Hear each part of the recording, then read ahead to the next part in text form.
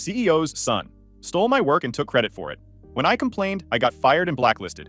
So I took nuclear revenge that ended their careers and reputation. Hey Reddit, this is going to be a long one. I've been sitting on this story for about 6 months now, debating whether to share it. But the whole thing is finally wrapped up, and I need to get this off my chest because it's been eating at me. I never planned to completely destroy a tech company and tank multiple careers in the process. But then again, they never planned to give me the respect I earned either. So I guess nobody got what they expected. Let me start from the beginning. I'm 29 male, worked as a senior software engineer at a mid-sized tech company we will call VectorPath Solutions. Not a real name. I joined VectorPath straight out of grad school about 5 years ago. Started as a junior dev, worked my way up, nothing crazy. The company was decent at first. Good benefits, reasonable hours, interesting technical problems. The kind of place where you could actually build a career if you kept your head down and delivered quality work. The problem started about 2 years ago when the CEO's son joined the company. Let me tell you about this guy. His name is Trevor, 26 male at the time, fresh from business school where daddy's money and connections got him a degree he probably didn't earn. You know the type. Designer suits, expensive watch, always talking about his networking and his vision and disrupting industries. The kind of dude who uses synergy in casual conversation without a trace of irony. Trevor got hired as a product manager, which already made the whole dev team roll their eyes. Everyone knew it was nepotism. His dad literally owned the company. But we figured, okay, maybe he'd stay in his lane, do PM stuff, leave the actual engineering work to people who knew what they were doing. Wrong. From day one, Trevor made it clear he wanted to be involved in everything. Every sprint planning meeting, every technical discussion, every code review. He'd show up with his MacBook covered in startup stickers and throw around buzzwords like AI-powered and machine learning and blockchain integration. None of it made sense. Half the time he was suggesting things that were literally impossible or would break our entire system architecture. The senior devs started avoiding him. People would see him coming down the hallway and suddenly remember they had urgent meetings elsewhere. I tried being diplomatic at first because that's what you do when your boss's kid is breathing down your neck. I'd listen to his ideas, explain why they wouldn't work technically, suggest alternatives. He'd nod along like he understood, then completely ignore everything I said and bring up the same garbage idea the next week. But here's the thing about Trevor. He wasn't just annoying and clueless. He was also incredibly insecure about being the boss's son. Anytime someone questioned his ideas, even politely, he'd get defensive. He'd make comments about how he went to a top business school, how he understood the market better than a bunch of code monkeys, how technical people don't see the bigger picture. Yeah, he actually called us code monkeys in a meeting once. HR got involved after that one, but nothing happened because, you guessed it, his daddy owned the company. The real nightmare started when our CTO announced this huge initiative. VectorPath wanted to break into the government contracting space. Federal agencies, defense contractors, the whole 9 yards. This was going to be massive for the company, potentially doubling revenue within 3 years. The problem was our platform wasn't designed for government security requirements. We needed to basically rebuild our entire data architecture to meet federal compliance standards. NIST frameworks, FedRAMP authorization, the works. This wasn't just adding some features. This was a complete overhaul requiring someone who understood both our existing code base and complex security architectures. Management asked for volunteers to lead the technical design. I raised my hand immediately. This was exactly the kind of project that could define a career. High visibility, technical complexity, strategic importance to the company. Plus, I'd been studying security architecture in my spare time for years. I had certifications, I'd built secure systems before, and I knew our platform inside and out. Trevor also volunteered. We got assigned as co-leads. The moment that announcement came down, I knew it was going to be a disaster. But I'm a professional, so I tried to make it work. Maybe Trevor would handle the business side while I focused on technical implementation. That would be fine. He could talk to customers and write requirements while I did the actual engineering. Nope. First week of the project, Trevor scheduled a kickoff meeting. He'd created this entire presentation about his vision for the government compliance overhaul. I sat there watching him present my ideas. Not inspired by my ideas or building on my suggestions. Just straight up my exact technical proposals from our previous discussions, presented as if they'd sprung fully formed from his genius brain. He even used the same terminology I'd invented. I'd come up with this concept called adaptive encryption layers for managing different security requirements across federal agencies.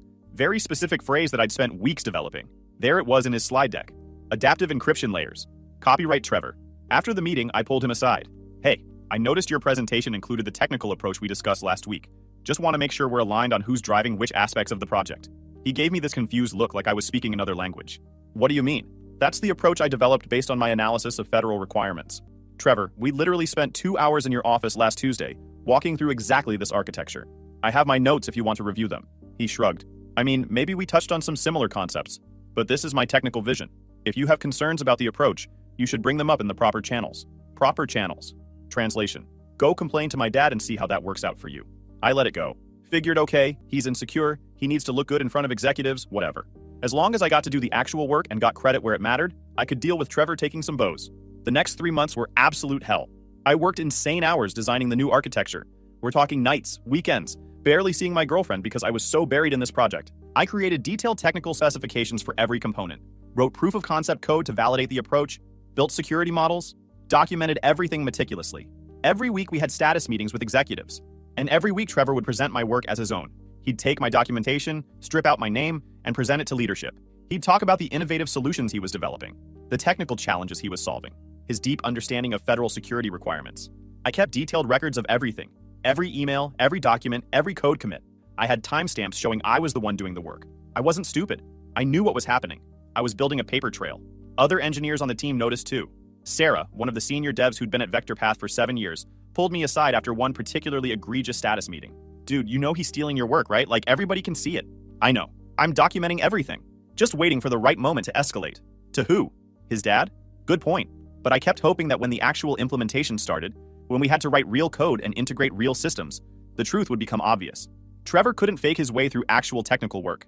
Eventually, leadership would see who was delivering and who was just talking. The project reached a critical milestone around month 4. We needed to present our technical design to a federal oversight committee as part of the preliminary authorization process. This wasn't internal company politics anymore. This was government auditors who would actually review our architecture and determine if we were qualified for federal contracts. I spent 3 weeks preparing that presentation. Every technical detail, every security control, every compliance requirement. I knew this stuff cold. This was my chance to demonstrate expertise directly to people who would see through nonsense. 2 days before the presentation, Trevor called me into a conference room. Big smile on his face. Coffee from the fancy place downtown in his hand. Hey man, so I've been reviewing the federal presentation. I think it makes the most sense for me to deliver it.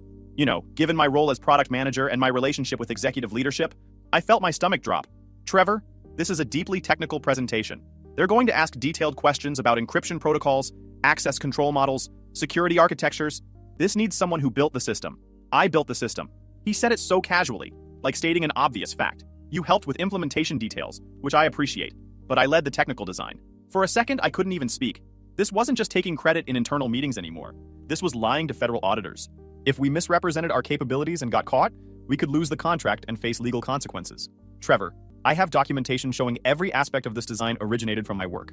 Email chains, technical docs with my authorship, code commits. I can prove who actually designed the system.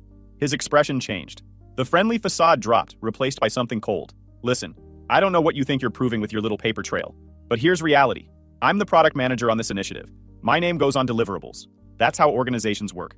If you have a problem with chain of command, maybe you're not cut out for projects at this level. He left the conference room. I sat there for probably 20 minutes, just processing what had happened. That night, I put together a formal complaint, took every piece of evidence I'd collected, and organized it into a clear timeline. Showed definitively that I had designed every aspect of the federal compliance architecture, while Trevor had contributed nothing but buzzwords. I scheduled a meeting with the VP of Engineering and the head of HR. The meeting was the next morning. I walked in prepared. I had printouts, timestamps, commit histories, email threads. I presented everything calmly and professionally. This isn't about ego or credit. This is about technical accuracy and legal liability. Trevor doesn't understand the system well enough to present to federal auditors. If they ask technical questions he can't answer, we lose the contract. The vice president of engineering, James, listened to everything, nodded along, took notes. When I finished, he looked uncomfortable. This is concerning. You're right that technical accuracy matters for the federal presentation. Let me talk to some people and figure out the right path forward. HR lady chimed in. We take these concerns very seriously. This will be investigated thoroughly. In the meantime, please don't discuss this matter with other employees. We need to handle this through proper channels. I left that meeting feeling cautiously optimistic. I'd done everything right. Stayed professional, brought evidence, focused on business impact rather than personal grievances. Surely they'd see reason. The federal presentation happened the next day. Trevor delivered it. I had to sit in the back of the room and watch him present my work while confidently answering questions with information I'd prepared for him in briefing documents. We passed the preliminary review. The federal committee approved our technical approach. Everyone celebrated like we'd won the lottery. Trevor got praised by executives for his brilliant technical leadership. The CEO, his dad, literally called him the future of this company in the all-hands meeting. I got thanked for my implementation support. That Friday afternoon, I got called into HR. The lady from before was there, along with the VP of engineering and someone from legal I'd never seen before. They all had serious expressions. The kind you see before really bad news. We've completed our investigation into the concerns you raised. Unfortunately, we found that your allegations were not substantiated by the evidence. What? I brought you timestamps, documentation, everything. Legal guy jumped in. The documentation shows collaboration on the project between you and Trevor. As product manager, it's appropriate for Trevor to represent technical work in external presentations. That's a standard organizational structure. He didn't collaborate. He took my work and put his name on it. There's a difference between representation and plagiarism. HR lady gave me this pitying look like I was a child who didn't understand how the world works. We understand you put significant effort into this project. That effort is appreciated. However, making serious accusations against colleagues, particularly those in leadership positions, creates a hostile work environment. We need to discuss your future at VectorPath. My future? I filed a legitimate complaint with documentation. Legal guy slid a folder across the table. We're prepared to offer you a generous severance package. 3 months salary, continuation of benefits, and a neutral reference. In exchange, you'll sign a separation agreement and NDA. This is in everyone's best interest. I felt like I'd been punched in the stomach. You're firing me? For reporting someone stealing my work? We're offering a voluntary separation with favorable terms. The alternative is termination for cause based on your creation of a hostile work environment through unsubstantiated allegations against a colleague. That would not include severance and would significantly impact your future employment prospects. There it was. Sign the NDA and take the money, or get fired and blacklisted. Trevor's dad was making the problem go away the only way executives know how. I should have fought it. Should have gotten a lawyer, gone to the press, made noise. But I was 27 years old, terrified. And they made it very clear that fighting would destroy my career worse than leaving quietly. I signed the separation agreement that day. The NDA was ironclad. I couldn't discuss the circumstances of my departure, couldn't badmouth the company, couldn't disclose any information about projects I'd worked on, including the federal compliance system. Violation would result in a $1 million penalty plus legal fees. They escorted me out of the building immediately after signing. Didn't even get to clean out my desk properly. They boxed up my stuff and shipped it to my apartment. In the box was a framed photo of the team, a company coffee mug, and the notebook where I documented everything. Everything except that notebook was now useless to me because of the NDA. Turns out the severance package came with strings too. VectorPath sent a standardized reference to any company that called. The language was neutral enough that it wasn't technically negative, but any experienced hiring manager could read between the lines. Separated from the company to pursue other opportunities. No, we would not rehire. No, cannot discuss details due to confidentiality agreements. For 4 months, I applied to jobs, got interviews, made it to final rounds, then suddenly would get generic rejection emails right after references were checked. This happened 7 times. Same pattern every time. I finally connected with a recruiter I'd worked with before. She leveled with me. Look, I'm going to be straight because I like you. Word is out that you're a problem employee. Someone at VectorPath is making calls behind the scenes. Nothing actionable, just friendly warnings between executives. You stirred up trouble, made accusations, created drama. That's the story making the rounds. They blacklisted me. VectorPath didn't just fire me. They systematically poisoned my reputation across the entire industry. My savings ran out. Had to move back in with my parents in their basement. Had to break up with my girlfriend because I couldn't afford to do anything anymore. Watched my entire life collapse because I'd had the audacity to ask for credit for my own work. Every night, I'd lie awake in that basement bedroom replaying everything, wondering what I could have done differently, wondering if I should have just kept my head down and let Trevor take credit. At least then I'd still have a job and a future. But mostly, I was angry. The kind of deep, cold anger that doesn't go away, that sits in your chest and hardens into something sharp. 6 months after getting fired, I was still unemployed. The tech industry is small, and apparently VectorPath's Whisper campaign was effective. I'd basically given up on finding another engineering role. Started looking at career changes, maybe going back to school for something completely different. Then I got a LinkedIn message from a guy named Graham. His profile showed he worked at a company called Sentinel Systems. Never heard of them, but they apparently did cybersecurity consulting for government agencies. The message was brief. Heard about your work on federal compliance architecture. Interested in discussing opportunities? Let's grab coffee. Normally I'd be suspicious, but I was desperate. Met Graham at a coffee shop near my parents' house. He was maybe 45. Looked like a guy who'd spent 20 years in the military before transitioning to private sector. Calm, direct, no nonsense. He didn't waste time with small talk. I know what happened at VectorPath. I know Trevor stole your work. I know they fired you for complaining about it. My heart started racing. How do you know that? Because Trevor is currently shopping that federal compliance architecture around to potential investors. He's trying to spin off a separate company based on your technical designs. And he's doing it badly enough that people in the federal contracting space are starting to ask questions. Turns out Graham had been approached by Trevor about investing in this new venture. Trevor had pitched the whole thing as his own innovation, his technical vision, his brilliant solution to federal compliance challenges. But Graham had actually reviewed the technical documentation, and something seemed off. The architecture was too sophisticated for someone with Trevor's background. So Graham did some digging. He found my name in early commit histories before VectorPath's legal team had scrubbed everything. Found my posts on technical forums where I discussed security architecture concepts that showed up in Trevor's pitch deck. Put the pieces together. Your work is impressive. Graham said it simply, like stating a fact. The adaptive encryption layer concept is genuinely innovative. I've been in this space for 20 years, and that's the most elegant solution to multi-agency security requirements I've seen. Thanks. That's nice to hear. Nobody at VectorPath seemed to think so. Oh, they know how valuable it is. That's why they stole it. Graham leaned forward. Here's my question for you. Do you want to keep wallowing or do you want to do something about it? What do you mean? I mean, Trevor is out there right now, shopping your intellectual property to investors and government contacts. He's misrepresenting technical capabilities he doesn't have. Sooner or later, someone's going to call his bluff, and when they do, the whole house of cards comes down. Graham paused. Unless someone helps speed up that process. I don't know if I'm allowed to. The NDA. The NDA prevents you from disclosing proprietary information about VectorPath, but it doesn't prevent you from working in your field or discussing general technical concepts. And it certainly doesn't prevent you from documenting publicly available information about people misrepresenting their credentials. What are you suggesting? Graham smiled. It wasn't a warm smile. I'm suggesting you come work for Sentinel Systems. We have several federal contracts that could benefit from someone with your expertise. And as part of your role, you'd naturally be attending industry conferences, networking with government contracting officers, participating in technical review committees. People talk at conferences. Word gets around about who's legitimate and who's not. 2 weeks later, I started at Sentinel Systems. The job was everything Graham promised. Good salary, interesting work, respected colleagues. But more importantly, Graham gave me access to the federal contracting world that VectorPath was trying to break into. My first assignment was attending a Department of Defense Security Symposium in DC. Lots of government program managers, contracting officers, technical reviewers. The exact people Trevor needed to impress to win federal contracts. I didn't have to do anything dramatic. Just attended sessions, participated in technical discussions, made sure people in the community knew my name and my expertise. When conversations turned to new vendors trying to enter the space, I'd casually mention some of the challenges around federal compliance architecture, the complexity, the depth of knowledge required, the importance of having people who actually understood the technical details rather than just presenting slide decks. Networking is a beautiful thing. You don't have to badmouth anyone directly. You just have to be present, be knowledgeable, and let people draw their own conclusions when someone else shows up who clearly isn't. 3 months into my new job, Trevor got invited to present at that same DoD symposium. His company, Federal Secure, had gotten enough early investor interest that government folks wanted to see what he was offering. I was in the audience when he presented. It was almost painful to watch.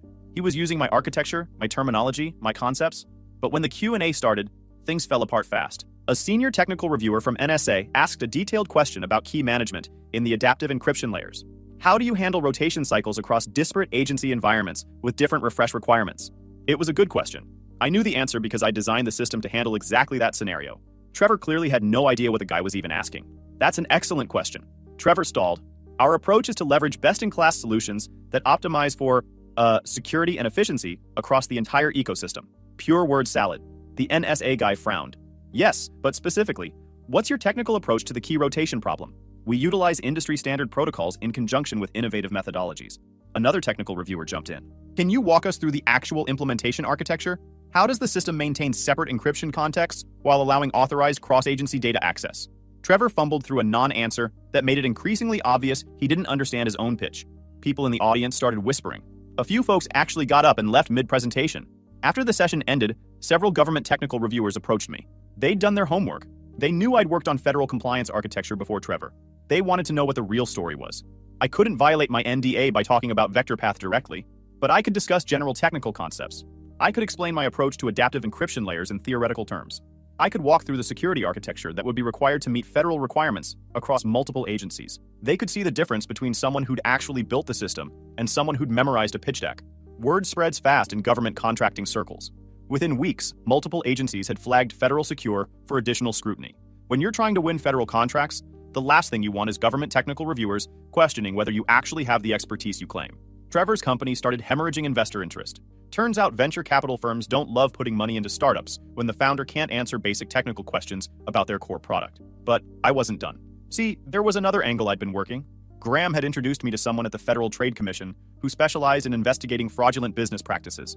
Turns out when you pitch a startup to investors using misrepresented technical capabilities and stolen intellectual property, that can qualify as securities fraud. I couldn't give them information protected by the NDA, but I could point them toward publicly available information. Trevor's pitch decks were online. His patent applications were public record. His claims about developing the technology were documented in investor presentations. Meanwhile, I had published papers on security architecture concepts that predated Trevor's claims by years. I had conference presentations where I discussed adaptive encryption layers before Federal Secure existed. I had open source code contributions demonstrating my expertise. The FTC investigator could compare timestamps and draw their own conclusions about who actually developed what. 6 months after I started at Sentinel, Federal Secure collapsed. Investors pulled out. Government contracts got canceled.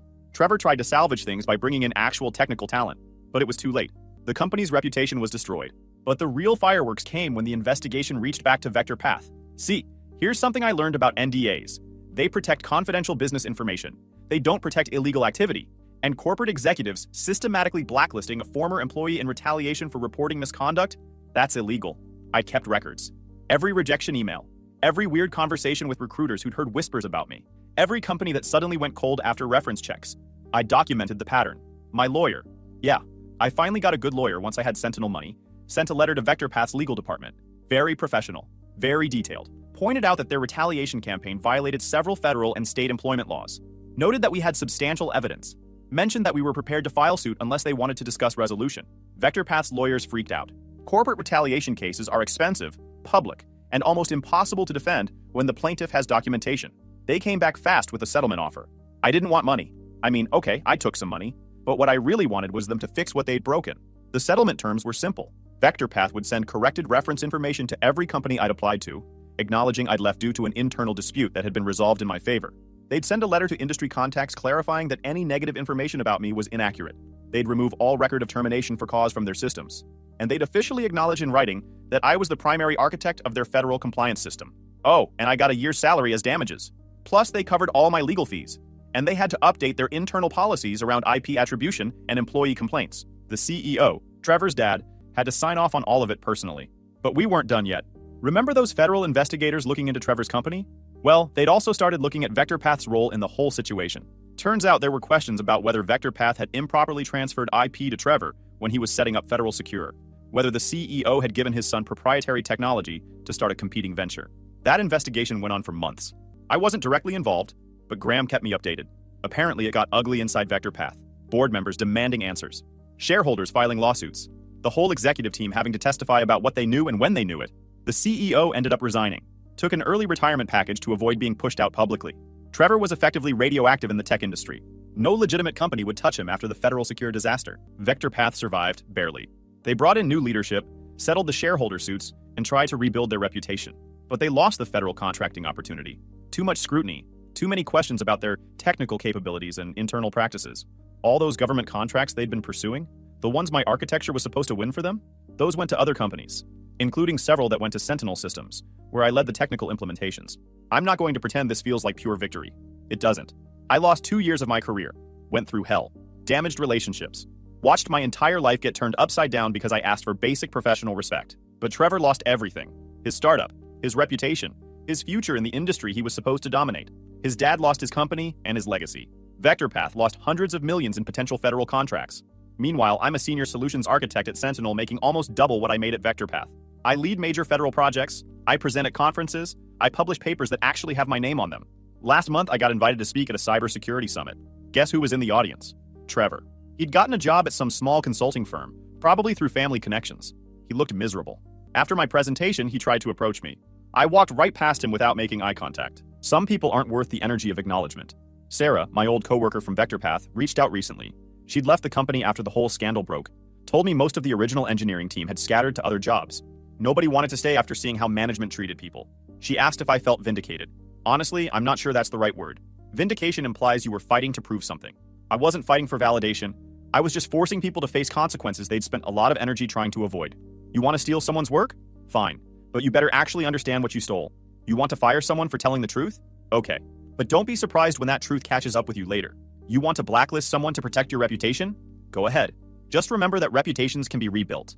And sometimes the person you tried to bury knows where all the bodies are buried. I didn't destroy Trevor and Vector Path because I'm some vindictive person. I destroyed them because they made a simple calculation. They thought I was powerless, disposable, someone who could be stepped on without consequences. They were wrong. The weirdest part is how little I think about any of it now. For months after getting fired, that anger consumed me. Every day I'd wake up furious about the injustice of it all. But once things started falling into place at Sentinel, once the investigation started, once the consequences began rolling downhill for everyone who'd wronged me, the anger just faded. Now it's just a story I tell sometimes. A reminder that underestimating people is dangerous, that stealing credit might work in the short term, but eventually you'll be asked to deliver on promises you can't keep. My girlfriend and I got back together, by the way. She reached out after hearing through mutual friends that I'd landed on my feet. Said she was sorry for bailing when things got hard. I appreciated that, but I told her we'd both moved on. Sometimes relationships don't survive hard times, and that's okay. We're different people now. Got a new apartment in the city, actually bought a place, didn't want to deal with landlords anymore. It's small, but it's mine. Home office with a good setup for remote work. Close to Sentinel's main office for when I need to be on site. My parents are proud of me now. They didn't really understand what I did for work before, but they understand that I'm successful. That's enough for them. We have dinner once a month. It's nice. Sometimes former VectorPath employees connect with me on LinkedIn. I accept most of them. We don't really talk about the old days. What's there to say? We all survived a dysfunctional company and moved on to better things. I saw a job posting from VectorPath the other day. They're hiring for the same role I used to have. Looks like they still haven't managed to fully rebuild the team after everyone left. The posting had been up for 4 months with no takers. Word gets around about which companies treat their people right. Graham retired last year, sold Sentinel to a larger defense contractor for a ridiculous amount of money, made sure the acquisition included retention bonuses for key technical staff. My retention package alone was more than 3 years of my old VectorPath salary. Before he left, Graham took me out for dinner, told me he was proud of how I'd handled everything, said most people in my situation would have given up or gotten bitter, that I'd done something rare by staying focused on rebuilding, rather than just revenge. I'm not sure that's entirely accurate. The revenge part was pretty satisfying too, but I appreciated the sentiment. Trevor sent me a LinkedIn request last week. I left it sitting in pending requests. Maybe someday I'll decline it, or maybe I'll just let it sit there forever. A little reminder that some bridges don't get rebuilt. People ask me sometimes if I regret how everything went down, if I wish I'd handled things differently. Honestly, the only thing I regret is not standing up for myself sooner. I wasted time trying to be diplomatic with people who saw politeness as weakness. Should have documented everything from day one. Should have been more aggressive about protecting my work. But that's the thing about getting burned. You learn. You get harder. You stop assuming people will do the right thing and start preparing for them to do the predictable thing. These days, I watermark everything. Every design document, every architecture diagram, every technical proposal has metadata embedded showing authorship and timestamps. Call it paranoid. I call it learning from experience. My team at Sentinel knows I'm serious about credit and attribution. We have clear policies about who gets named on what deliverables. Nobody's work gets presented without proper acknowledgement. It's non-negotiable. Some of the younger engineers think I'm intense about it. They'll understand eventually, usually after someone tries to take credit for their work the first time. The tech industry has a lot of problems. Stolen credit is just one of them, but it's one I'm in a position to do something about now. When I see it happening to someone else, I intervene. I make noise. I make sure leadership knows what's going on. Got a reputation for being difficult because of it. I'm fine with that. Better to be difficult and respected than easy and forgotten. There's a guy on my team now, junior engineer named Jake. Smart kid, really talented. Reminds me of myself at that age. Last month, he came to me worried because a senior manager was presenting Jake's technical proposal as a collaborative effort when Jake had done all the work. I pulled Jake aside. You documented everything, right? Commits, emails, design notes. Yeah, I always do after you told us that story about your old company. Good. Now here's what you're going to do. You're going to send a polite email to that manager and CC me and his boss. You're going to clearly outline your contributions with timestamps. You're going to state exactly what you designed versus what was collaborative. You're going to be professional and factual. Jake looked nervous. What if he retaliates? Then we have a much bigger problem than stolen credit, and I'll make sure it gets handled. But most likely, he'll back down once he realizes you're not someone who'll stay quiet. Jake sent the email. Manager apologized and corrected the record in the next status meeting. No drama, no retaliation, just someone learning that taking credit for other people's work doesn't fly on teams I run. That's the thing about having leverage and position now. I can protect people the way nobody protected me. I can make sure the Jakes of the world don't have to choose between their careers and their dignity. Is that revenge? Maybe. A different kind than what happened to Trevor and VectorPath, but satisfying in its own way.